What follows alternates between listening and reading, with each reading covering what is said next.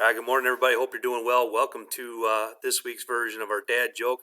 So, the pastor at a local church, well loved in the community and by everybody in his congregation, he's wrapping up his sermon on a Sunday morning, and he says, "I need you all to do me a favor for next week. I need you to read Mark chapter 17. Can you do that?" And of course, everybody's nodding their head in the congregation. "Sure, Pastor, we can do that." So, fast forward to the next week's sermon, and pastor gets up before the congregation, delivers his message, and he says, "Show of hands, how many of you read Mark 17 like I asked you?"